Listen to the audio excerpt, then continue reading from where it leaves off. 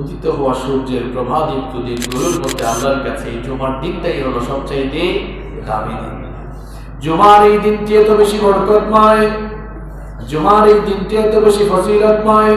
মুসলিম শরীফের অন্য হাদিসে বিশ্বনবী সাল্লাল্লাহু আলাইহি ওয়াসাল্লাম বলেছেন, আদাল্লাহু আনিল জুমআতি মান কানা ক্বাবলানা, আমাদের পূর্ববর্তী উম্মতদেরকে আল্লাহ তাআলা এই জুমার দিনের নিয়ামত দিতে চেয়েছিলেন, কিন্তু কেউ জুমার দিনের ব্যাপারে সঠিক পথের সন্ধান পায় নাই।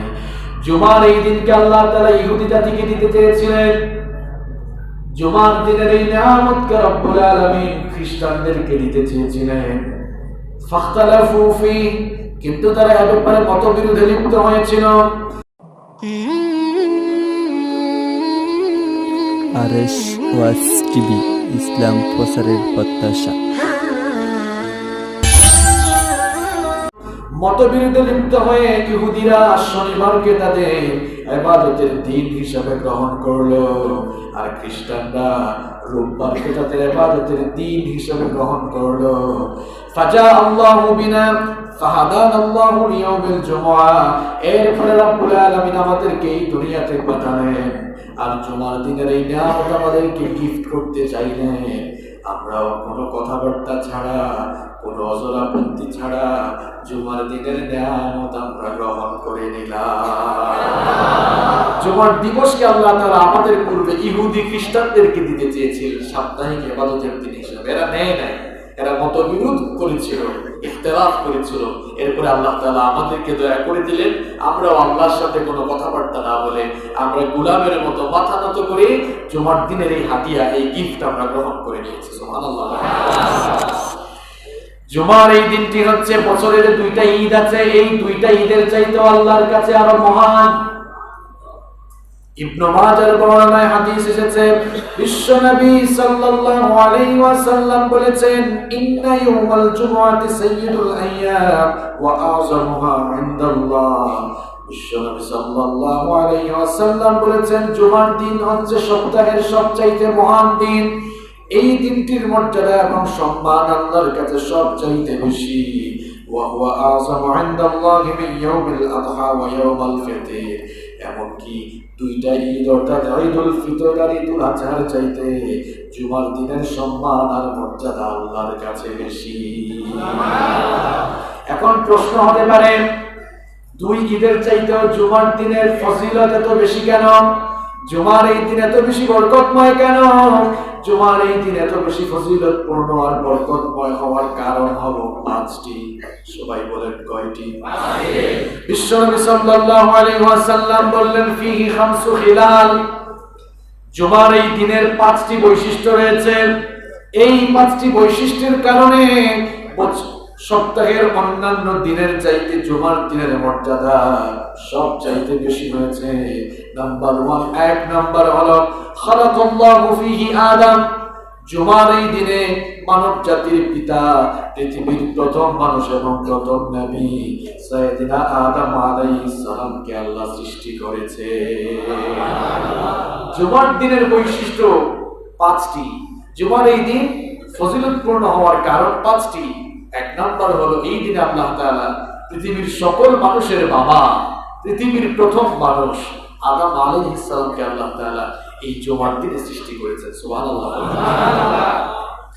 দুই নাম্বার হলো, ওয়া আহবাতাল্লাহু ফিহি আদামা ইলাল আরদ, জুমার এই দিনে আল্লাহ তাআলা আদম আলাইহিস সালামকে জান্নাত থেকে বের করে দুনিয়াতে পাঠিয়েছেন।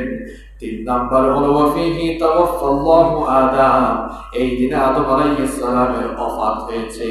জুমার এই দিনে তিনি ইন্তেকাল করে দুনিয়া থেকে চলে গিয়েছেন। চার নাম্বার হলো, ওয়া ফিহি সাআ লা ইয়াসআলুল্লাহু ফিহিল আবদু শাইআন ইল্লা আতা, জুমার এই দিনটা হলো দোয়া কবুলের দিন। জুমার দিনে এমন একটা সময় রয়েছে, ওই সময় বান্দা আল্লাহর কাছে যা চাইবে আল্লাহ তাআলা বান্দার ওই চাওয়াগুলোকে পূরণ করবে। আর পাঁচ নাম্বার হলো, ফিহি তাকুমুস সাআ, এই জুমার দিনেই কিয়ামতের ঘটনা ঘটবে। এই পাঁচটি কারণে সপ্তাহের অন্যান্য দিনের চাইতে জুমার দিনের মর্যাদা বাড়িয়ে দিয়েছেন কে? আল্লাহ। ওমর ইবনুল খাত্তাব রাদিয়াল্লাহু আনহুকে এসে একবার এক ইহুদি জিজ্ঞেস করলো, একবার এক ইহুদি এসে বলল, ওগো আমিরুল মুমিনিন, আপনাদের কিতাবের ভেতরে এমন একটি আয়াত আল্লাহ নাযিল করেছেন, ওই আয়াত যদি আপনাদেরকে না দিয়ে আল্লাহ আমাদের উপরে নাযিল করতেন, আল্লাহ যদি স্পেশালি আমাদেরকে ওই আয়াতটা দিতেন, তাহলে যেই দিনে ওই আয়াত নাযিল হয়েছিল সেই দিনটাকে আমরা আমাদের জন্য ঈদের দিন বানিয়ে ফেলতাম। ওমর ইবনুল খাত্তাব রাদিয়াল্লাহু আনহু তাকে জিজ্ঞেস করলেন, তুমি কোন আয়াতের কথা বলছো? ইহুদি তখন বলল, আমি আপনাদের কিতাবের সূরাতুল মাইদার ৩ নম্বর আয়াতের কথা বলছি। আল-ইয়াওমা আকমালতু লাকুম দীনাকুম ওয়া আতমামতু আলাইকুম নি'মাতি ওয়া রাদিতু লাকুমুল ইসলাম দীনা। এই আয়াত যদি আমাদের জন্য স্পেশালি নাযিল হতো, যেই দিন এই আয়াতটি নাযিল হয়েছিল সেই দিনটাকে আমরা আমাদের জন্য ঈদের দিন বানিয়ে ফেলতাম। ইহুদির কথা শুনে ওমর ইবনুল খাত্তাব রাদিয়াল্লাহু আনহু তখন বললেন, তুমি হয়তো জানো না, এই আয়াত যেদিন নাযিল হয়েছিল সেই দিনটা ছিল ইয়াউমে আরাফা, আরাফার দিন। আর নবীজি যেদিন আরাফার দিবসে উপস্থিত হয়েছিলেন সেই দিনটাও ছিল জুমার দিন। সুতরাং ঈদ আর বানানো লাগবে না, কারণ আমাদের জুমার এই দিনটাকে সাপ্তাহিক ঈদের দিন আমাদের জন্য বানিয়েছেন কে? আল্লাহ। জুমার এই দিবস এত বেশি ফজিলতপূর্ণ, তিরমিজি শরীফের হাদিসে বিশ্বনবী সাল্লাল্লাহু আলাইহি ওয়াসাল্লাম বললেন, মা মিন মুসলিমিন ইয়ামুতু ইয়াওমাল জুমআতি আও লাইলাতাল জুমআতি ইল্লা ওয়াকাহু আল্লাহু ফিতনাতাল কাবার। এই দিনটির মর্যাদা এত বেশি, জুমার রাতে কিংবা জুমার দিনে যদি কোনো মুসলমান মারা যায়, আল্লাহ তাআলা তাকে কবরের শাস্তি থেকে বাঁচিয়ে দিবে। এই হাদিস শুনে আবার কেউ ভুল বুঝবেন না যে ঈমানের দাবিদার লোক আর ঈমানের দাবি করতো আবার সুদ ঘুষ খাইতো, মিথ্যা বলতো, চুরি করতো, ডাকাতি করতো, গীবত করতো, পরনিন্দা পরচর্চা করতো, গুন্ডামি মাস্তানি করতো, মানুষের উপরে জুলুম করতো, এই ধরনের লোক মারা গেলেও কি আল্লাহ মাফ করে দিবেন? মাফ করা না করা আল্লাহর ব্যাপার, এটা আমি বলছি না। ঈমান কি এটা আগে বুঝতে হবে। যেই লোক ঈমানের দাবি করবে সেই লোক ঈমানের দাবি মুখ দিয়ে করে কখনো অন্যায় অপকর্ম করতে পারে না। ঈমানের দাবি করে কেউ যদি বাস্তবিক জীবনে অন্যায় অপকর্ম করে, বুঝতে হবে এই লোকটা মৌখিকভাবে ঈমানের দাবি করে ঠিক, কিন্তু বাস্তবিকভাবে ঈমানের বিপরীত কাজ করে সে আসলে মুনাফিকের পরিচয় দেয়। আর মুনাফিকদের ব্যাপারে আমি আর কি বলবো, আল্লাহ তাআলাই বলেছেন, ইন্নাল মুনাফিকিনা ফিদ দারকিল আসফালি, এদেরকে আল্লাহ তাআলা জাহান্নামের তলায় রাখবেন। বড় বড় কাফের যারা, নমরুদ, ফেরাউন, সাদ্দাদ, হামান, কারুন, আবু জাহাল, উতবা, শাইবা, যেগুলোর নাম বললাম, এগুলোর চেয়ে বড় কাফের পৃথিবীতে আর আছে নাকি? এরা জাহান্নামের উপরের তলায় থাকবে। আর মুনাফিক এত খারাপ, এরা জাহান্নামের তলায় থাকবে। এখন প্রশ্ন হলো, হু ইজ মুনাফিক? হোয়াটস দ্য ডেফিনিশন অফ মুনাফিক? মুনাফিক কে? মুনাফিকের তো আলাদা দেশও নাই। কেউ যদি বলে হুজুর হিন্দু দেখবো, কোন দেশে যাব? ইন্ডিয়ায় যায়। হুজুর খ্রিস্টান দেখবো, আমেরিকায় যায়। বৌদ্ধ দেখবো, মায়ানমার যায়। হুজুর মুনাফিক দেখবো, কোন দেশে যাবেন? এখন যেই সকল দেশে মুসলমান বাস করে ওই সকল দেশে যান, গিয়ে দেখেন বহু মানুষ মুসলমানদের নাম ধারণ করে বেশভূষা মুসলমানের নিয়ে সুযোগ পেলেই ইসলামের শেকড় কাটায় এসে ব্যস্ত হয়ে কাজ করে। মুনাফিক দাড়িও রাখে, টুপিও মাথায় দেয়, পাঞ্জাবিও পরে, আবার সুযোগ পাইলে দাড়িওয়ালা টুপিওয়ালা লোকগুলাকে পিটাবার চেষ্টা করে। এরা মাথায় টুপি দেয়, পাঞ্জাবিও পরে, আবার সুযোগ পাইলে কোরআনওয়ালা লোকগুলোর উপরে জুলুম চালায়। এদেরকে চেনা খুব মুশকিল। এরা মুখ দিয়ে ঈমানের কথা বলবে আর বাস্তবিক জীবনে ঈমানের বিপরীত কাজ করবে, এরাই মুনাফিক। মুনাফিকের ব্যাপার ভিন্ন। এই হাদিস তাদের ব্যাপারে যারা ঈমান আছে, ঈমানের পথে চলে, ওই মানুষগুলো জুমার দিনে জুমার রাতে মারা গেলে এদেরকে কবরের শাস্তি থেকে বাঁচাবেন কে? আল্লাহ। বাঁচাবেন কে? আল্লাহ। এই যে জুমার দিনের এত ফজিলত বললাম আপনাদেরকে, এই ফজিলত গুলো শুনে কি মনে হলো? জুমার এই দিনটা সপ্তাহের অন্যান্য দিনের চাইতে কম মর্যাদা সম্পন্ন না বেশি মর্যাদা সম্পন্ন? বেশি মর্যাদা মর্যাদা সম্পন্ন যদি হয়, তাহলে সপ্তাহের অন্যান্য দিনে আমরা যতটা না ইবাদতমুখী হব, এই দিনে তো আরো বেশি ইবাদতমুখী হওয়ার কথা ছিল। কিন্তু আমাদের স্বভাব, আমাদের চরিত্রটা তার বিপরীত। দেখা যায় সপ্তাহের 6 দিন ঘুম থেকে তাড়াতাড়ি উঠলেও জুমার দিন একটু লেট করে উঠে। তা আপনি জুমার দিনের ফজিলত কি বুঝলেন? আপনি জুমার দিনের মর্যাদা কি বুঝলেন? বছরের সপ্তাহের সকল দিনের চাইতে এই দিনটার ফজিলত সবচাইতে বেশি। তার মানে এই দিনে ইবাদত করা লাগবে কম। আমি তো ঘুম থেকে উঠেন 10টায় 11টায়, কেউ আছে ওই যে কিছুক্ষণ পর যখন আমরা নামাজে দাঁড়াবো আল্লাহু আকবার হে এসে পেছনে দাঁড়াবে। অবশ্য এরকম মানুষ আপনাদের নোয়াখালীতে নাই, আছে মানে আরো বেশি আছে, নইলে এত টাকা খালি কেন? এখন আমাদের ফজুমিয়াতে আবার এই চিত্র নাই, তাই না? তো নামাজ পড়ে কি বুঝলেন আপনি বলেন? আপনি অন্যান্য দিন ঘুম থেকে উঠে যান ঘুরে ঘুরে ফজরের নামাজের সময়, নামাজ শেষেও ঘুমান না, আর আপনি জুমার দিনে ফজরের নামাজের পরেও ঘুমান 11টা পর্যন্ত। কি বুঝলেন? তাহলে সূরা কাহাফ কখন পড়বেন? দুরূদ শরীফ কখন পড়বেন? কখন আপনি তাসবিহ তাহলিল করবেন? কারণ এই দিনটা তো সবচেয়ে দামি দিন। কারণ আল্লাহর নবী বলেছেন এই দিন দোয়া কবুল হয়, এটা দোয়া কবুলের দিন। এই দিনে এমন একটা সময় আছে, ওই সময়ে দোয়া কবুল করলে আল্লাহ বান্দার হাতকে খালি হাতে ফিরান না।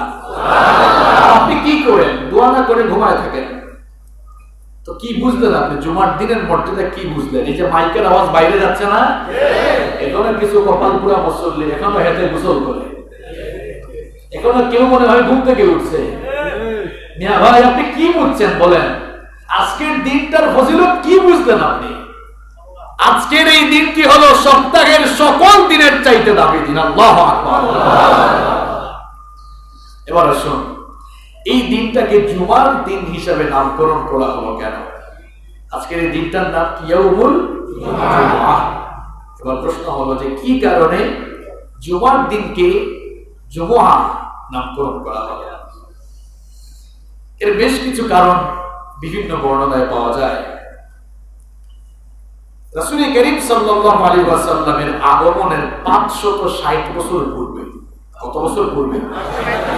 560 বছর পূর্বে কাব বিন লুয়াই নামে এক লোক এই জুমার দিনকে জুমআহ হিসাবে নামকরণ করেছিলেন। আবার কোন কোন রিওয়ায়াতে পাওয়া যায় তার নাম ছিল কুসাই বিন কিলাব। জাহিলি যুগে, ইসলাম পূর্ব যুগে জুমার দিনটিকে বলা হতো ইয়াউমুল আরুবা। ইয়াউমুল আরুবা। আরবরা এই জুমার দিনকে তাদের ভাষায় বলতো ইয়াউমুল আরুবা। ওই দিন তারা সবাই একত্রিত হতো এবং কাবা শরীফের তাজিম করত। কাবা শরীফের কি করত?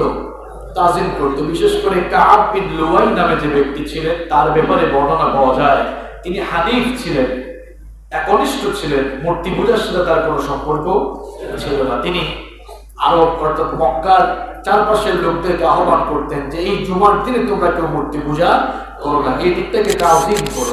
আবার আল্লামা হাফেজ ইবনে হাজার আসকালানী রাহিমাহুল্লাহ তিনি বলেছেন যে জুমার দিনকে এই জন্যই ইয়াউমুল জুমআহ হিসেবে নামকরণ করা হয়েছে, কারণ জুমআহ এটি আরবি শব্দ, এটি জামআন মূল ধাতু থেকে নিষ্পন্ন হয়েছে, যার বাংলা অর্থ হলো একত্রিত করা, জমা করা, এক জায়গায় করা, এক জায়গায় করা। আল্লাহ তাআলা আদম আলাইহিস সালামকে তার স্ট্রাকচার, আল্লাহ তাআলা তাকে বানানোর উপরে তার দেহের বিভিন্ন অঙ্গ প্রত্যঙ্গকে যেই দিন একসাথে করেছিলেন, জমা করেছিলেন, ওই দিনটার নাম ছিল ইয়াউমুল জুমআহ। এই জন্য ওই জমা থেকে জুমআহ নাম দেওয়া হয়েছে। আবার কোন কোন মুসলিম বিশেষজ্ঞ স্কলার বলেছেন যে জুমার দিনে মুসলমানরা সবাই একসাথে সমবেত হয় বলে, যেমন বিভিন্ন এলাকায় পাঁচজাগানা মসজিদ থাকে, তাই না? ইবাদতখানা থাকে, ছোট ছোট ইবাদতখানা থাকে, কিন্তু জুমার দিনে কি সবাই ইবাদতখানায় থাকে নাকি জামে মসজিদে আসে? সবাই জামে মসজিদে চলে আসে। এই যে একটা মিলন মেলা ঘটে, এজন্যই এই দিনটার নাম দেওয়া হয়েছে ইয়াউমুল জুমআহ, একত্রিত হওয়ার দিন। তাহলে আমরা জুমার দিনকে কেন জুমার দিন হিসাবে নামকরণ করা হলো, সেটা আমরা জানতে পারলাম। আবার কোন আলেম বলেছেন যে জুমআ যেহেতু জামআত থেকে এসেছে, জামআত মানে একত্রিত করা, যেহেতু কিয়ামত হবে জুমার দিনে আর সেদিনই আল্লাহ একত্রিত করবেন, এই জন্য এই দিনটাকে বলা হয় ইয়াউমুল জুমআ। তাহলে জুমার দিনকে কেন জুমআ হিসেবে নামকরণ করা হয়েছে, বুঝতে পেরেছেন? আচ্ছা, এবার আসেন এই জুমার দিনে আমাদের কি কি কাজ করা দরকার, আমাদের কি কি করণীয় রয়েছে, সেগুলো আমরা আজকে জানার এবং বোঝার চেষ্টা করব ইনশাআল্লাহ। আমি আমার ক্ষুদ্র গবেষণায় জুমার দিনের 20টি করণীয় আমল খুঁজে বের করেছি। এখন আপনাদের সামনে সেগুলো ধারাবাহিকভাবে তুলে ধরব ইনশাআল্লাহ। জুমার দিনে কতটি আমল রয়েছে? সবাই বলেন 20টি আমল রয়েছে। নোট করে নিয়ে যান, কাজে লাগবে ইনশাআল্লাহ। নাম্বার 1, 1 নাম্বার হলো জুমার দিনে ফজরের সালাত জামাতের সাথে আদায় করা। শুধু কি জুমার দিনে ফজরের সালাত পড়বে নাকি প্রত্যেক দিনই ফজরের সালাত পড়া দরকার? প্রত্যেক দিনই পড়া দরকার। যেহেতু আমরা স্পেশালি জুমার দিনের ব্যাপারে কথা বলছি, এজন্য জুমার দিনের করণীয় আমল এর কথা উল্লেখ করতে গিয়ে আমি প্রথম পয়েন্টটা এনেছি যে ফজরের নামাজ দিয়ে আপনার ডেটাকে কি করা, স্টার্ট করা। বাইহাকির বর্ণনায় হাদিস এসেছে, বিশ্বনবী সাল্লাল্লাহু আলাইহি ওয়াসাল্লাম বলেছেন, আফদালুস সালাওয়াতি ইনদাল্লাহি সালাতুস সুবহি ইয়াওমাল জুমআতি ফি জামাআহ। বিশ্বনবী সাল্লাল্লাহু আলাইহি ওয়াসাল্লাম বলেছেন, আল্লাহর কাছে সবচাইতে পছন্দের নামাজ হলো জুমার দিনে ফজরের নামাজ জামাতের সাথে আদায় করা। সকল নামাজই জামাতের সাথে পড়তে হবে, কিন্তু জুমার দিনের ব্যাপারে যেহেতু কথা হচ্ছে, জুমার দিন কি কি করব সিরিয়ালে 1 নম্বরে নিয়ে আসলাম যে ফজরের নামাজ জামাতে আদায় করে দিন শুরু করতে। এখন আমি তো আর হাত তুলে লজ্জা দিব না, এখানে আমরা বহু মানুষ চলে এসেছি, আমরা জুমার দিনের 1 নাম্বার কাজ না করে 2 নাম্বার কাজে চলে আসছি। কোথায়? খুব ভালো, আবার জি বলে স্বীকারও করেছে। কেউ ফজরের নামাজ কোথায়? ফজরের নামাজ কোথায়? নামাজ ছেড়ে দিচ্ছেন কেন? আমাদের বহু ভাইয়েরা আছেন নামাজ ছেড়ে দিচ্ছেন। এই যে এদিকে তাকান, এত খিলখিলিয়ে হেসে লাভ হবে না। আমি নামাজের ব্যাপারে কথা বলছি, এটা খুব সেনসিটিভ বিষয়, এটা ঈমানের সাথে সম্পৃক্ত এবং নামাজ হচ্ছে আপনার ঈমানের পরিচয়। এই নামাজ আপনার ঈমানের পরিচয় বহন করে, কারণ আল্লাহর নবী বলেছেন, বাইনাল আবদি ওয়াল কুফরি তারকুস সালাহ। আল্লাহর বান্দা আর কাফেরের মধ্যে পার্থক্যই হলো এই নামাজ ছেড়ে দেওয়া। আল্লাহু আকবার, এটা কত বড় কথা! আল্লাহর বান্দা কখনো নামাজ ছাড়তে পারে না। নামাজ পড়লে খুশি হন কে? আল্লাহ। আর নামাজ ছেড়ে দিলে খুশি হয় কে? আল্লাহ। তো ফজরের নামাজ ছেড়ে দিয়ে কাকে খুশি হবে? কাকে খুশি করছেন আপনি?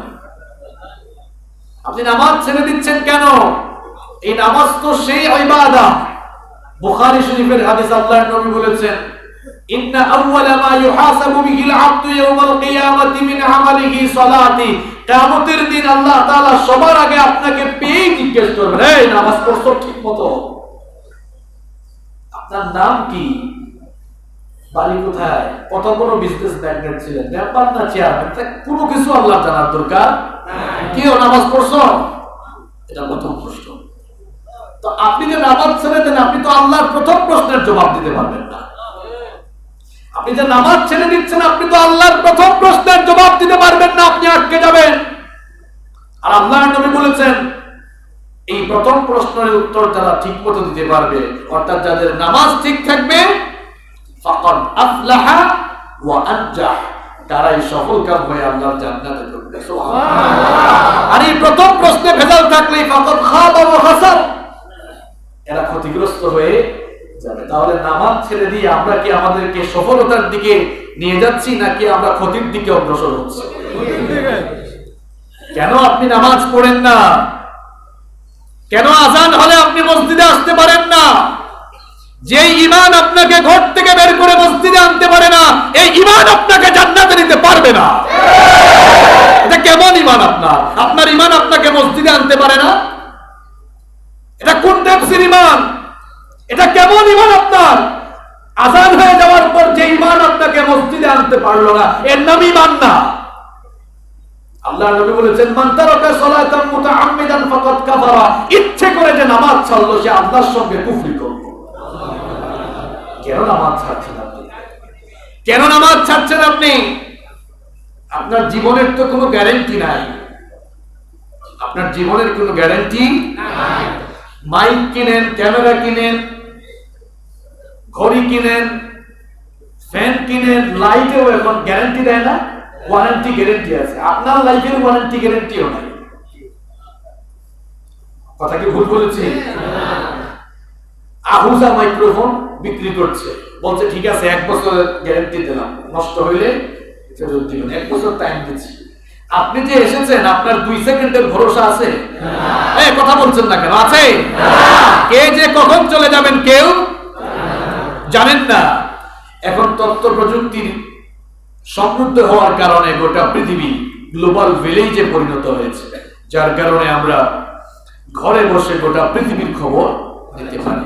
ঘরে বসে গোটা পৃথিবীর খবর নেওয়া গেলেও আমরা কেউ জানি না আমাদের কার জন্য কাফনের কাপড় এসে দোকানে রেডি। কেউ জানেন?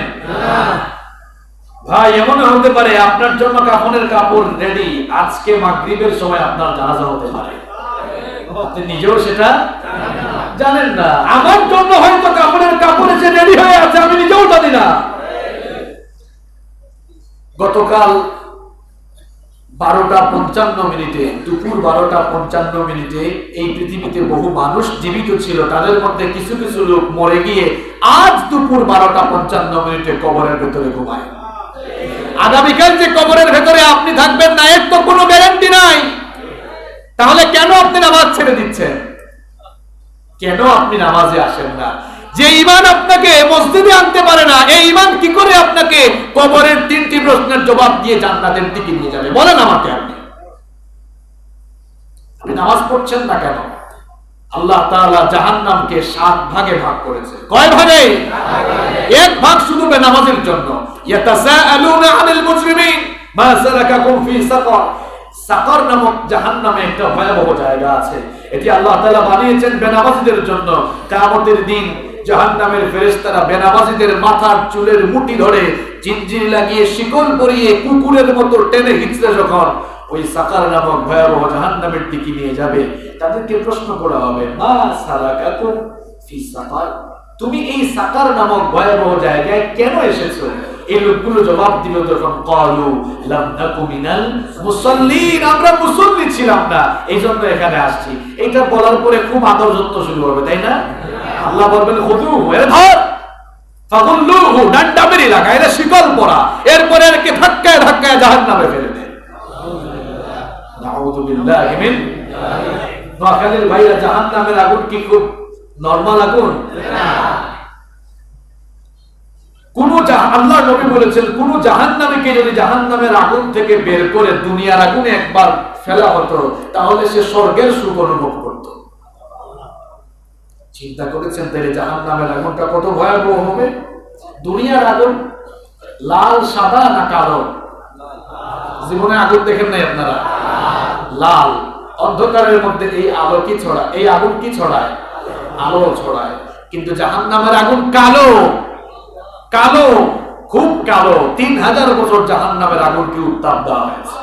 আল্লাহর নবী বলেছেন, প্রথম 1000 বছর আল্লাহ তাআলা উত্তাপ দিয়ে এটাকে লাল বানিয়েছেন, দ্বিতীয় পর্যায়ে আরো 1000 বছর উত্তাপ দিয়ে এটাকে কৃষ্ণবর্ণ বানিয়েছেন, তৃতীয় পর্যায়ে আরো 1000 বছর উত্তাপ দিয়ে এটাকে একেবারে নিকষ কালো বানানো হয়েছে। আর এটা এত মারাত্মক এবং ভয়াবহ আগুন, পৃথিবীর আগুন মানুষের চামড়া জ্বালায়, আর জাহান্নামের আগুন মানুষের কলিজা জ্বালায়।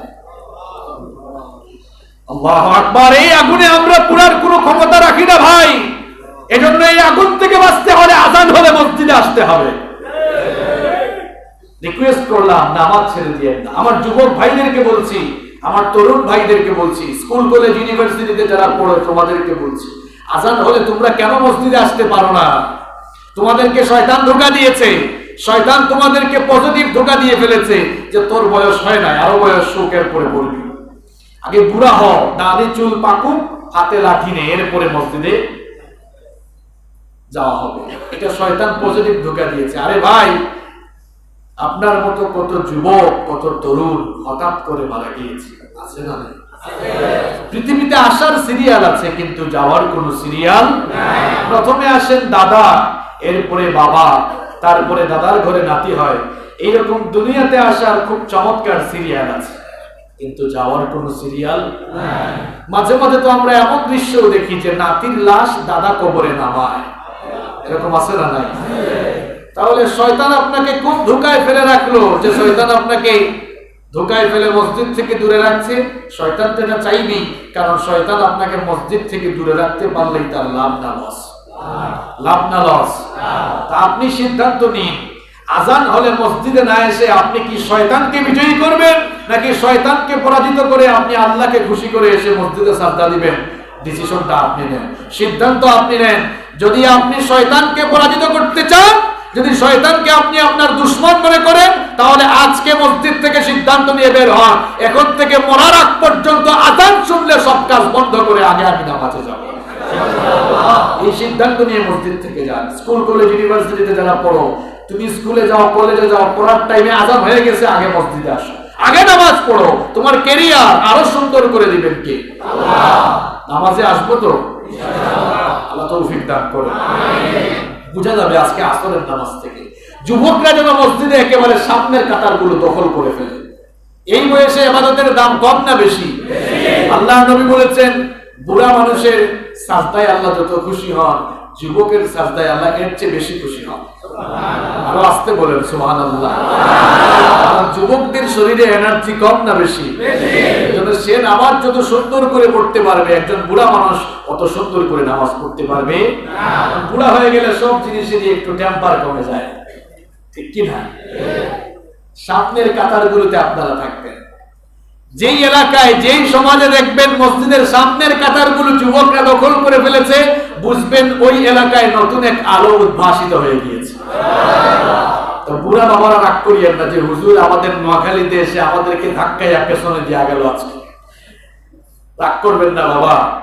আপনি যদি মারা যাওয়ার আগেই মসজিদে এসে দেখেন আপনার সামনে আপনার ছেলেরা দাঁড়িয়ে গিয়েছে, এটা তো অত্যন্ত সুখের বিষয়, এটা সৌভাগ্যের বিষয়। মরার আগেই দেখে যাচ্ছেন যে আপনার ছেলেরা, আপনার ছেলেরা যারা সামনে নামাজে দাঁড়াবে, এটা তো আপনাদেরই ছেলে, তাই না? এরা যদি আপনাদের সামনে নামাজে দাঁড়ায়, আপনারা খুশি না বেজা? আল্লাহ যেন এমন দৃশ্য দেখার তৌফিক আপনাদেরকে দান করেন। তাহলে আমরা কথা বলছিলাম জুমার দিনের আমল নিয়ে। জুমার দিনে কয়টা আমল করা দরকার?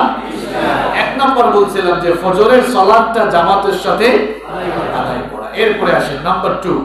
2 নম্বর হলো পবিত্রতা অর্জন করা।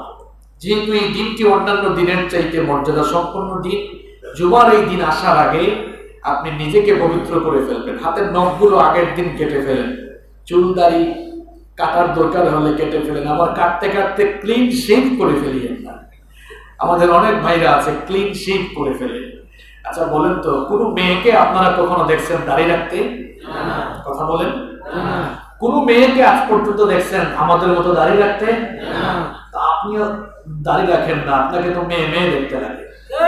দাড়ি রাখেন না কেন? এটা আল্লাহ রাসূলের সুন্নাহ। এটি যেমন একদিকে প্রমাণিত কথা, আবার অন্যদিকে এটি পুরুষত্বের পরিচয় বহন করে। আপনি যে পুরুষ মানুষের পরিচয় আপনার মুখে দাড়ি থাকা। দাড়ি নাই কেন আপনার? কিছু ছেলেরা বলে হুজুর দাড়ি রাখলে তো বিপদ আছে, মেয়েরা পছন্দ করবে না, না করলে নাই।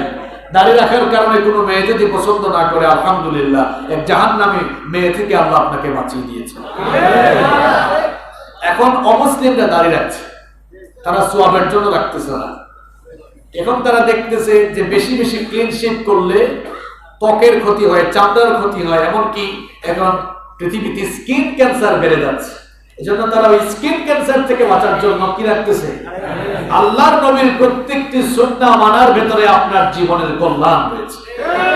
দাড়ি রাখলে কি মানুষকে আনস্মার্ট লাগে? আমাদেরকে কেউ কোনোদিন আনস্মার্ট বলে নাই, বরং দাড়ি নাই এমন লোকের সাথে মানুষ ছবি তুলে না, এখন দাড়িওয়ালাদের সাথে মানুষ বেশি ছবি তুলে। তাহলে বোঝা গেল দাড়িওয়ালা লোকেরা বেশি স্মার্ট। আমরা প্রত্যেকদিন মানুষকে এত সেলফি দেই, আমার তো মনে হয় না যে কোনো মন্ত্রীও মানুষকে এত সেলফি দেয়। কি বলেন? দাড়িওয়ালা হুজুরদের সাথে এখন মানুষ ছবি তুলে কি তুলে না?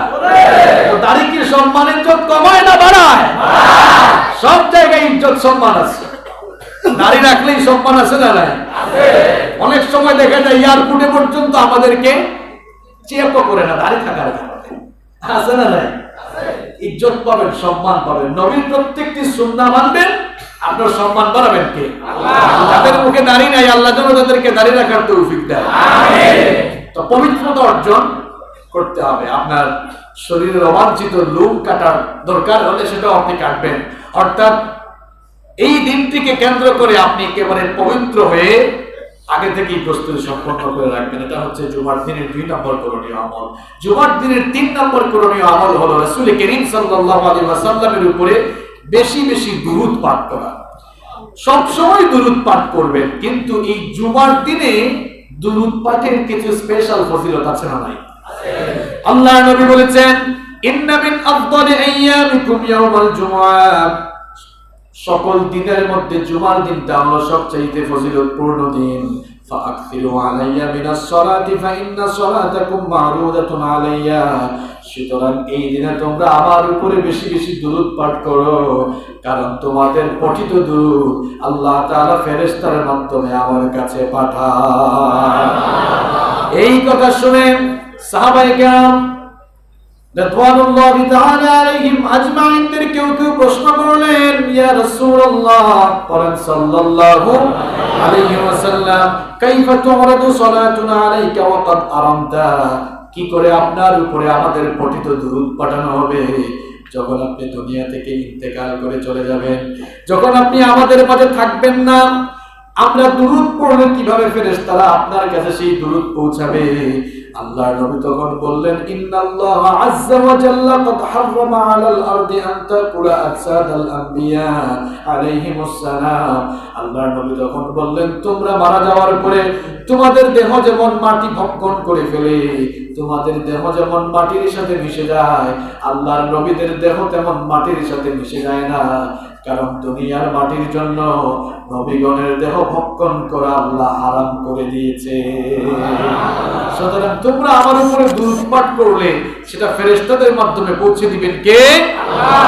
আর নবীর উপরে আপনি যত বেশি দুরূদ পাঠ করবেন ততই আপনার মর্যাদা বাড়িয়ে দিবেন কে? আল্লাহ। আল্লাহর নবী বলেছেন, যারা আমার উপরে বেশি বেশি দুরূদ পাঠ করবে কিয়ামতের দিন তারা তত বেশি আমার নিকটে থাকবে। আল্লাহর নবী আরো বলেছেন, মান সাল্লা আলাইয়া সালাতান ওয়াহিদা, আমার উপরে যারা একবার দুরূদ পড়ে সাল্লাল্লাহু আলাইহি আশরু সালাওয়াত, আল্লাহ তাআলা ওই লোকটার উপরে 10 বার করে রহমত নাযিল করে। ওয়া হুত্তাত আনহু আশরু খাতিয়াত, তার আমলনামা থেকে 10টা সগীরা গুনাহ মাফ করা হয়। ওয়া রুফিআত লাহু আশরু দারাজাত, আর সঙ্গে সঙ্গে 10টি মর্যাদা আল্লাহ তার বৃদ্ধি করে দেয়।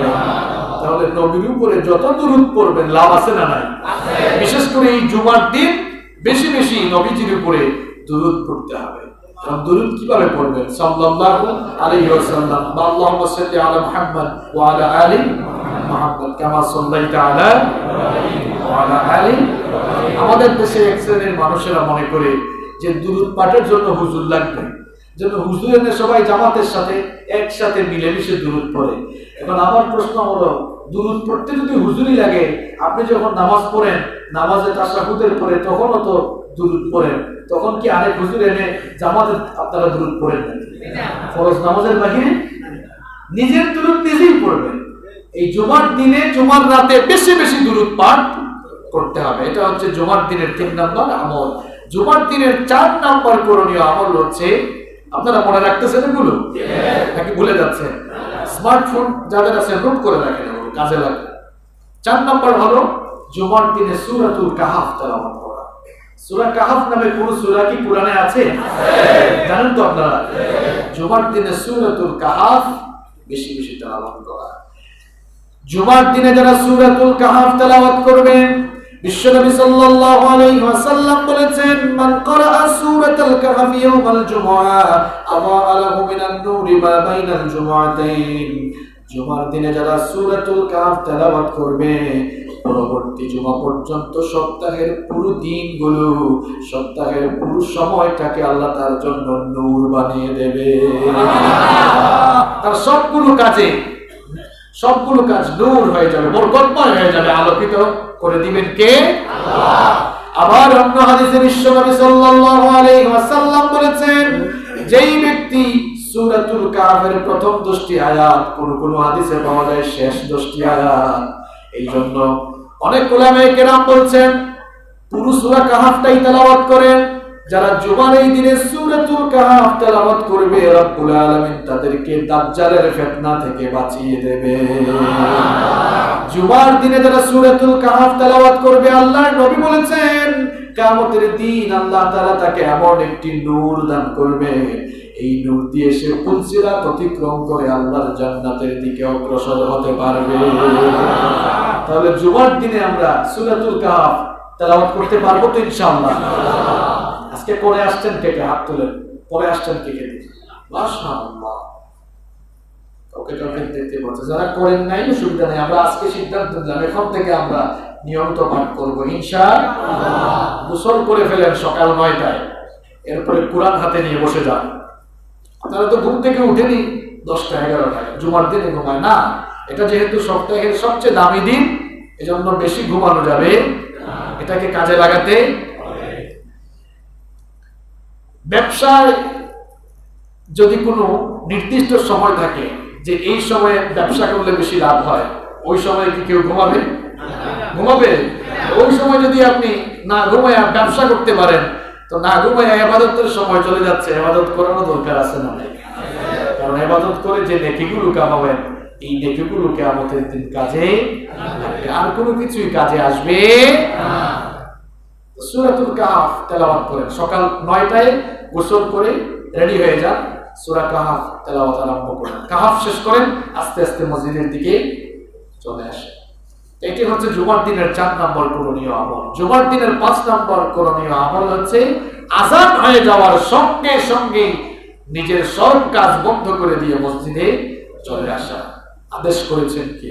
আল্লাহ। আপনাদের মসজিদের ইমাম সাহেব? আমি। আদেশ দিয়েছেন কি? আল্লাহ। রব্বুল আলামিন কোরআনে কারীমের 62 নম্বর সূরা সূরাতুল জুমুআ এর 9 নম্বর আয়াতের মধ্যে বললেন, ইয়া আইয়ুহাল্লাযীনা আমানু ইযা নুদিয়া লিস-সালাতি মিন জুমুআতি ফাসআউ ইলা যিকরিল্লাহি ওয়া যারুল বাই', যালিকুম খায়রুল লাকুম ইন কুনতুম তা'লামুন। আল্লাহ তাআলা বলছেন, হে ঈমানদারেরা, হে বিশ্বাসীরা যারা ঈমান এনেছো, জুমার দিনে যখন তোমাদেরকে সালাতের জন্য আহ্বান করা হয়, অর্থাৎ যখন মুয়াজ্জিন আযান দিবে, তখন ফাসআউ ইলা যিকরিল্লাহ, আল্লাহর জিকিরের দিকে ধাবিত হও, ওয়া যারুল বাই', সকল বেচাকেনা ব্যবসা বাণিজ্য কাজকর্ম বন্ধ করে দাও। যদি তোমরা আল্লাহ তাআলার এই বাণী বুঝতে পারো আর তোমরা যদি বাস্তবে তা মানতে পারো, এতেই তোমাদের জীবনে কল্যাণ রয়েছে। আল্লাহ তাআলা বললেন আযান হলে সব কাজ বন্ধ করে দিয়ে কোথায় দৌড়াও? আমরা তো এখনো অনেকে কাজ করতেছি, এই যে মাইকের আওয়াজ যাদের কানে যাচ্ছে, যারা শুনতেছে, এখনো অনেকে কাজ করতেছে না? আহা, আযান হয়ে গেল, মুয়াজ্জিন সাহেব বললেন হাইয়া আলাস সালাহ, নামাজের জন্য আসো, নামাজের দিকে আসো, হাইয়া আলাল ফালাহ, কল্যাণের দিকে আসো। তাহলে বোঝা গেল কল্যাণ নামাজে নাকি কাজে? বললেন না তো, কল্যাণ নামাজে না কাজে? আচ্ছা, আযান যে মুয়াজ্জিন সাহেব দিয়েছেন, এটা কি তার বাপদাদার থেকে শিখে তিনি দিয়েছেন? আযানটা আমাদেরকে শিখিয়েছেন মুহাম্মদ সাল্লাল্লাহু, আর তাকে শিখিয়েছেন কে? শিখিয়েছেন কে? সুতরাং আল্লাহ এবং তার রাসূল শিখালেন নামাজে কল্যাণ রয়েছে, আর আপনি বললেন না আমার কামের ভিতরেই কল্যাণ। এই জন্য তো নামাজের টাইমে দোকান খোলা রেখেছে, এই জন্য নামাজের টাইমে সে তার ব্যবসা করছে, তার কাজ করছে। আমরা নামাজকে বলে কাজ আছে, অথচ বলা উচিত ছিল কাজকে আমার নামাজ। মুসলমানরা আজ কেমন হয়ে গেল? মুয়াজ্জিন বলল আসো, কল্যাণের দিকে আসো, এখানেই কল্যাণ, আর আমরা বলি না আমাদের কর্মের ভেতরেই আল্লাহু আকবার। জুমার দিনে আযান হয়ে গেলে এই সমস্ত কাজ বন্ধ করে দিয়ে আল্লাহর ঘর মসজিদের দিকে চলে আসতে আদেশটা কার? জুমার দিনের 6 নম্বর করণীয় আমল হলো জুমার দিনে মসজিদে আসার আগে সুন্দর করে গোসল করে আসা। এই ব্যাপারে অনেকগুলো হাদিস বুখারী শরীফে, মুসলিম শরীফে এসেছে। আল্লাহর নবী বলেছেন, মান জাআ মিনকুমুল জুমআতা ফালইগতাসিল, তোমাদের কেউ যখন জুমার দিনে মসজিদে আসবে সে যেন গোসল করে আসে। গোসলের মাধ্যমে পবিত্র হয়ে, পরিপাটি হয়ে, পরিচ্ছন্ন হয়ে, পরিপাটি হয়ে এরপরে আপনি মসজিদে আসবেন। জুমার দিনের 7 নম্বর করণীয় আমল হচ্ছে আসার সময় একটু তেল মালিশ করে আসেন। এটাও সুন্নাহ, এটাও সুন্নাহ। লোশন লাগাতে পারেন, অসুবিধা আছে? অসুবিধা নেই। কিন্তু আল্লাহর নবী তার শরীরের মধ্যে জাইতুনের তেল ইউজ করতেন। জাইতুন চিনেন তো আপনারা? অলিভ অয়েল, জাইতুন লাগাতেন চুলের মধ্যে, দাড়ির মধ্যে আল্লাহর নবী জাইতুনের তেল লাগাতেন। জাইতুন তেল, এই জাইতুন এখন বর্তমান যুগের বিজ্ঞানও বলছে জাইতুন তেল যারা শরীরে ইউজ করবে দেখা যাবে তার চামড়া বুড়া হয়ে গেল কিন্তু কুচকাবে না। সুবহানাল্লাহ বলতে চায় না? আপনার চেহারায় স্মার্টনেস থাকবে, লাবণ্য থাকবে। জাইতুন তেল চুলে দাড়িতে ব্যবহার করেন, এত তাড়াতাড়ি চুল দাড়ি পাকবে। আমি নিজেও জাইতুন তেল ইউজ করি।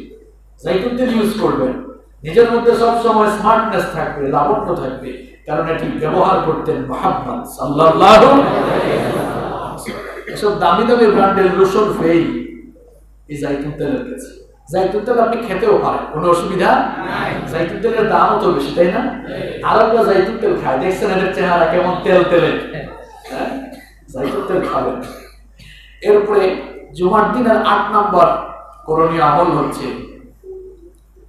আতুর বা আত্তাই, সুগন্ধি ইউজ করা, পারফিউম ইউজ করা। এই পারফিউম, সুগন্ধি ইউজের ব্যাপারে আল্লাহর নবী এত গুরুত্ব দিলেন যে মুসলিম শরীফের এক হাদিসে তিনি বলেই ফেললেন যে কারো কাছে যদি সুগন্ধি না থাকে ওয়ালাউ মিন তুইবিল মারআ, সেজন্য তার বউয়ের কাছ থেকে ধার করে নিয়ে আসে। সুবহানাল্লাহ। আর আতর ব্যবহার করা এটা সকল নবীদের সুন্নাহ ছিল। সমস্ত নবীরা আতর, পারফিউম পছন্দ করতেন। আপনি আতর ব্যবহার করবেন, তাহলে ঘামের গন্ধ আর শরীরে থাকবে না, কোনো দুর্গন্ধ শরীরে থাকবে না। আতর মাখবেন, জামা কাপড়ে দিবেন, হাতের এই জায়গাতে আতর লাগাবেন। আমরা তো অনেকে এখানে লাগাই এরকম ঘষে। আর আল্লাহর নবী আতর লাগাতেন হাতের তালুতে। হাতের তালুতে লাগা, কারোর সঙ্গে মুসাফাহা করলে তার হাতেও সুগন্ধি চলে যায়। তো জুমার দিনে আসার আগে কি করতে হবে? আতর, সুগন্ধি লাগাই আসতে হবে। সুগন্ধি লাগান তো আপনারা? আতর ব্যবহার করেন? সবাই আতর ব্যবহার করেন, সব সময় আতর ব্যবহার করেন, যেন আপনি হেঁটে গেলেই ঘ্রাণ থাকে, আপনার মধ্যে যেন স্মার্টনেস থাকে। দেখেন নবীরা কত স্মার্ট ছিলেন। সকল নবীরা এই আতর পছন্দ করতেন এবং আতর ব্যবহার করা সকল নবীদের সুন্নাহ ছিল। সুবহানাল্লাহ। জুমার দিনের 9 নম্বর করণীয় আমল হচ্ছে আসওয়াক, মেসওয়াক করে আসা। আমরা আর কতটা স্মার্ট হয়েছি বলেন? এখন বিজ্ঞানীরা বা চিকিৎসকরা বলেন যে ঘুমানোর আগে একবার দাঁত ব্রাশ করেন আর ঘুম থেকে উঠে আরেকবার করেন, তাহলে কয়বার হইল? আর আমার নবী সুবহানাল্লাহ এত স্মার্ট ছিলেন। আপনি তো নবীজির বায়োগ্রাফি পড়েন না, নবীজির সিরাত পড়েন না, জীবনী পড়েন না, পড়ে দেখেন আমরা করি 2 বার, তিনি করেছেন 7 বার। তো আস্তে সুবহানাল্লাহ বললেন। আপনি বলবেন হুজুর এই 7 বার করার দলিল আপনি পাইছেন কোথায়? আম্মা জানা আয়েশা রাদিয়াল্লাহু আনহার বর্ণনা, রাসূল করিম সাল্লাল্লাহু আলাইহি ওয়াসাল্লাম ঘুমাতে যাওয়ার আগে একবার মিসওয়াক করতেন, ঘুম থেকে উঠলে সবার আগে উঠে কি করতেন? তাহলে হইল কয়বার? বাকি 5 বার কোথায়? 5 ওয়াক্ত নামাজের আগেই মিসওয়াক তিনি কি করতেন? মিসওয়াক করতেন। 5 আর 2 কত হইল? নবীজির চেয়ে স্মার্ট কেউ দুনিয়াতে আছে নাকি? এত স্মার্ট ছিলেন সুবহানাল্লাহ। এত পরিষ্কার, এত পরিচ্ছন্ন, এত স্মার্ট তিনি ছিলেন। আমি আল্লাহ রাসূল সাল্লাল্লাহু আলাইহি ওয়াসাল্লামের জীবনে যতবার পড়েছি ততবার বলেছি যে নবীজির মতো স্মার্ট ফ্যাশনেবল লোক পৃথিবীতে কিয়ামত পর্যন্ত আর আসবে না। এখন যাদেরকে দেখে আমরা ইসলাম শিখবো তারা কারা? উলামা। কারণ ইন্নাল উলামা ওয়ারাসাতুল আম্বিয়া। উলামাগণ নবী রাসূলগণকে রিপ্রেজেন্ট করেন, তারা নবী রাসূলগণের উত্তরসূরি। এখন দুঃখজনক হলেও সত্য, আমাদের অনেক আলেম ওলামাদের এমন অবস্থা, বুঝেন তো? এদিকে পিক করতেছে, এদিকে দাগ লেগে আছে, ওইদিকে দাগ লেগে আছে। এরকম থাকবে কেন? আল্লাহ নবীর জীবনী পড়ে দেখেন আপনি, শামাইলে তিরমিজি পড়েন, আল্লাহর নবী নিজে তো পরিষ্কার থাকতেনই, অপরিচ্ছন্ন কাউকে দেখলেই বলতেন কি ব্যাপার, অপরিচ্ছন্ন আছো কেন? আল্লাহ নবীর প্রিয় সাহাবী জাবের রাদিয়াল্লাহু আনহু বলছেন, আমাদের এই মজলিসে আল্লাহর নবী আসলেন, এসে দেখলেন ফারাআ রাজুলান শাইতান, এক লোককে এসে দেখলেন যে লোকটা উস্কো খুস্কো ক্বাদ তাফাররাকা শা'রু, তার চুল এলোমেলো হয়ে আছে। আল্লাহর নবী বললেন কি ব্যাপার, চুল এলোমেলো কেন, এগুলো ঠিক করো। আরেকজনকে দেখলেন তার কাপড়ে ময়লা, বললেন কি ব্যাপার, কাপড় ধোয়ার জন্য কিছু পাওয়া নাই? সুবহানাল্লাহ। আর আমাদের অবস্থা কি? যে যেমন পারে তেমন চলাফেরা করে, এমন চলাফেরা করে যাবে না। আল্লাহ রাসূল বলেছেন আত-তুহুরু শাত্রুল ঈমান, পরিষ্কার পরিচ্ছন্ন থাকা এটা ঈমানের অর্ধেক। সুবহানাল্লাহ। তাহলে 9 নম্বর কি বললাম? আসওয়াক, মিসওয়াক করা। নাম্বার 10, 10 নম্বর হচ্ছে সুন্দর কাপড় পরিধান করে মসজিদে আসা। সুন্দর কাপড় মানে এই না যে প্রত্যেক জুমাতে আপনি নতুন নতুন কাপড় কিনবেন, এরপরে ওই কাপড় পরিধান করে আসবেন, এটা না। আপনার যেটা আছে ওইটাই পরে আসেন। যে কাপড়গুলো আছে সবচাইতে ভালো পোশাকটা জুমার দিনে পরে আসবেন। একটু সুন্দর করে ধুয়ে আয়রন করে আগেই রেখে দেন আর নামাজে পড়ে আসেন। দুঃখজনক হলেও সত্য যে আমাদের অনেকের ভালো কাপড় চোপড় থাকা সত্ত্বেও আমরা জুমার দিনে ভালো কাপড় চোপড় পরে আসি না। ইন্নাল্লাহা ইউহিব্বু আন ইয়ারা আথারা নি'মাতিহি আলা আবদি, আল্লাহ তাআলা বান্দাকে যে নিয়ামত দিয়েছেন সেই নিয়ামতের বহিঃপ্রকাশ বান্দা করুক, এটা আল্লাহ পছন্দ করেন। অর্থাৎ আপনার সামর্থ্য থাকলে আপনি ভালো ভালো পোশাক পরেন, এটা অহংকার হবে না, বরং আল্লাহ যে আপনাকে নিয়ামত দিয়েছেন সেই নিয়ামতের বহিঃপ্রকাশ আপনি ঘটাচ্ছেন। আল্লাহ সুন্দর, আল্লাহ সুন্দরকে ভালোবাসেন। শ্বশুর বাড়ি যাওয়ার সময় যে সুন্দর কাপড় গায়ে দিয়ে যায়, বিয়ে শাদীতে গেলে সুন্দর সুন্দর কাপড় গায়ে দিয়ে প্রোগ্রামে ফাংশনে যায়, কিন্তু আল্লাহর ঘর মসজিদে আসার সময় ফকিরের মতো চলে আসে। এমন মানুষ আপনাদের নোয়াখালীতে নাই? ময়লা কাপড় পরে আসে, এদিকে ছেঁড়া ওইদিকে ছেঁড়া, কিন্তু তার ঘরে এর চেয়ে ভালো কাপড় কেন? এটা কেন করছেন আপনি? রাসূল কারীম সাল্লাল্লাহু আলাইহি ওয়াসাল্লাম শুধু জুমার দিনের জন্য আর ঈদের দিনের জন্য তার আলাদা জুব্বা মুবারক ছিল। সুবহানাল্লাহ। আপনিও যেন জুমার দিনকে গুরুত্ব দেন। জুমার দিনে সুন্দর একটি পোশাক, একেবারে ধোয়া পরিচ্ছন্ন কাপড় পরিধান করে আসবেন। আমি ব্যক্তিগতভাবে আমার একটি আমল আমি শেয়ার করি। আমি জুমার দিনে যতগুলো কাপড় পরিধান করি সবগুলো কাপড় একেবারে ধোয়া পরিচ্ছন্ন এবং আয়রন করা কাপড়টা পরেই আমি সবসময় জুমার দিনে আসি। কেন আসবো না? কারণ এই দিনটা হচ্ছে সপ্তাহের সবচাইতে দামি দিন। সুবহানাল্লাহ। এজন্য আসুন আমরা জুমার দিন আসলে পরে আমলটা করি, আমাদের সবচেয়ে সুন্দর কাপড়টা পরে আমরা মসজিদে আসবো ইনশাআল্লাহ। আল্লাহ তৌফিক দান করেন। এরপরে জুমার দিনের 11 নম্বর করণীয় আমল হলো তাড়াতাড়ি মসজিদে আসা। তাড়াতাড়ি কি করা? আমরা অনেকে তাড়াতাড়ি আসি না, লেট করে আসি, আর আমরা অনেক নিয়ামত মিস করে ফেলতেছি। আল্লাহ নবী বলেছেন জুমার দিনে যারা তাড়াতাড়ি মসজিদে আসে তারা নেকি কামাই করতে থাকে, কারণ জুমার দিনে আল্লাহর রহমতের ফেরেশতারা মসজিদের দরজায় দাঁড়িয়ে থাকে রেজিস্টার খাতা হাতে নিয়ে। প্রথম পর্যায়ে যারা মসজিদে আগমন করে ফেরেশতারা তাদের নাম লিখে লিখে নামের পাশে সওয়াব কাউন্ট করতে থাকে। আল্লাহ নবী বলেছেন মান ইগতাসালা ইয়াউমাল জুমআতি গুসলাল জানাবা, বুখারী শরীফের হাদিস। আল্লাহ নবী বললেন জুমার দিনে যারা ফরজ গোসলের মতো গোসল সম্পন্ন করে সুম্মা রাহা ফাকান্নামা ক্বাররাবা বাদানা, এরপরে প্রথম পর্যায়ে যারা মসজিদে আসে আল্লাহ তাআলা তাদের আমলনামার মধ্যে একটা উট কুরবানির সওয়াব দান করে দেন। ওয়া রাহা ফিস সাআতি الثانিয়া ফাকান্নামা ক্বাররাবা বাকারা, এরপরে দ্বিতীয় পর্যায়ে যারা মসজিদে আসে রব্বুল আলামিন তাদের আমলনামার মধ্যে একটা গরু কুরবানির সওয়াব দান করে দেন। ওমান রাহা ফিস সাআতি الثالثা ফাকান্নামা ক্বাররাবা কাবশান আকরান, এরপরে তৃতীয় পর্যায়ে যারা মসজিদে আসে আল্লাহর রাস্তায় একটি ছাগল কিংবা দুম্বা কুরবানির সওয়াব আল্লাহ আমলনামায় দান করে দেন। 4 নম্বর চতুর্থ পর্যায়ে যারা মসজিদে আসে ফাকান্নামা ক্বাররাবা দাজাজা, আল্লাহর রাস্তায় মুরগি সদকা করলে যে সওয়াব হয় সেই পরিমাণ নেকি আমলনামায় দান করেন কে?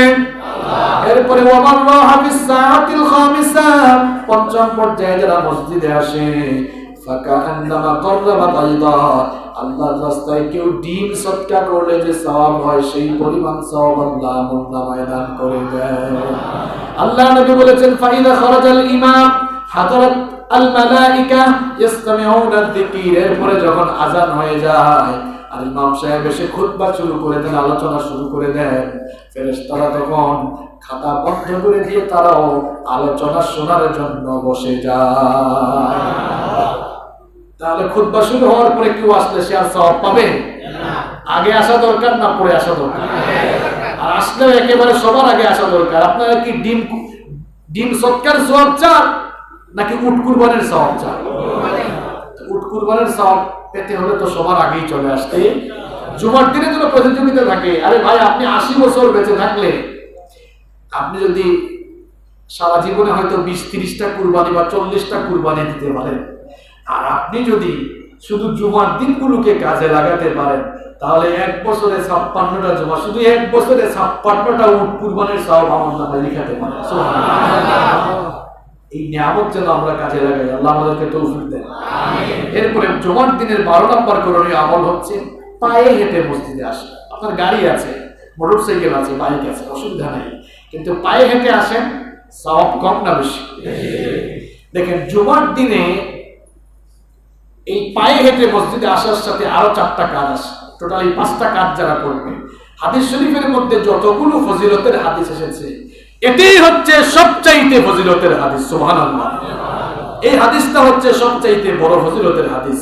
এটি তিরমিজি শরীফের হাদিস। হাদিসটা হলো এই, আল্লাহ নবী বলছেন মান ইগতাসালা ইয়াউমাল জুমআতি ওয়া গাসসাল, জুমার দিনে যারা গোসল করবে এবং করাবে, করাবের ব্যাখ্যা এসেছে এটা সহবাসের গোসলও হতে পারে, এরকম ব্যাখ্যাও কেউ কেউ দিয়েছেন। জুমার দিনে যারা গোসল করবে, গোসল সম্পন্ন করে 2 নাম্বার ওয়াবাক্কারা ওয়াত্তাকা, তাড়াতাড়ি করে যারা মসজিদে আসবে। 3 নাম্বার ওয়াদানা, খতিব সাহেবের পাশে বসার চেষ্টা করবে। 4 নাম্বার ওয়াস্তামা, চুপচাপ।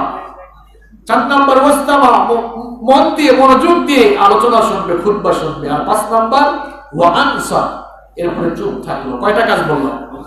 আবার বলছি, 1 নাম্বার সুন্দর করে গোসল করে, 2 নাম্বার তাড়াতাড়ি করে মসজিদে আসলো, এরপরে 3 নাম্বার হলো ইমাম সাহেবের পাশে বসলো, কাছাকাছি বসার চেষ্টা করলো। 4 নাম্বার মনোযোগ দিয়ে আলোচনা শুনলো, খুতবা শুনলো। 5 নাম্বার চুপ থাকলো। আল্লাহ নবী বলেছেন কানা লাহু বিকুল্লি খুতওয়াতিন ইয়াখতুহা আজরু সানাতিন সিয়ামুহা ওয়া কিয়ামুহা। এই লোকটা যে মসজিদে এসেছে, মসজিদে আসার সময় যে প্রত্যেকটা কদম ফেলেছে, প্রত্যেকটা কদমে কদমে, প্রত্যেকটা পাড়ায় পাড়ায় ফেরেশতারা তার আমলনামায় 1 বছরের নফল সিয়াম আর 1 বছরের তাহাজ্জুদের সমান সওয়াব লেখা দেয়। আপনার ঘর থেকে মসজিদে আসতে যদি 1000 পাড়া দিতে হয়, পাড়া বুঝেন তো, 1000 কদম ফেলতে হয়, তাহলে 1000 কদম সমান 1000 বছরের নফল সিয়াম আর কিয়ামের সওয়াব আল্লাহ আমলনামায়। আল্লাহ যেন এই 5টি কাজ করার তৌফিক আমাদেরকে দান করুন। এরপরে নাম্বার 13, সময় তো শেষ হয়ে যাচ্ছে, 5 মিনিট ইনশাআল্লাহ। নাম্বার 13 নাম্বার হচ্ছে 2 রাকাত সালাত এসে মসজিদে আদায় করা, যেটাকে আমরা অনেকে বলি দুখুলুল মসজিদ, এসে এই নামাজটা আদায় করা। আমরা অনেকে এটা করি না। আল্লাহর নবী একদিন খুতবা দিচ্ছেন, এক সাহাবী এসে বসে গেলেন, বললেন কুম, দাঁড়াও, ফাসাল্লি, অথবা অন্য বর্ণনা এসেছে ফারকা রাকাতাইনি, 2 রাকাত পড়ো, এরপরে বসো। এরপরে নাম্বার 14 নাম্বার হচ্ছে কাউকে ডিঙ্গিয়ে সামনে আসার চেষ্টা না, যেখানে এসে জায়গা পাবেন সেখানে বসে যাবে। আমাদের দেশের বিভিন্ন এলাকায় আছে যারা নিজেদেরকে একটু মাতব্বর টাইপের লোক মনে করে, নিজেদেরকে একটু ভিআইপি ভাব দেখায়, আসে দেখবেন শেষে এসে বলতে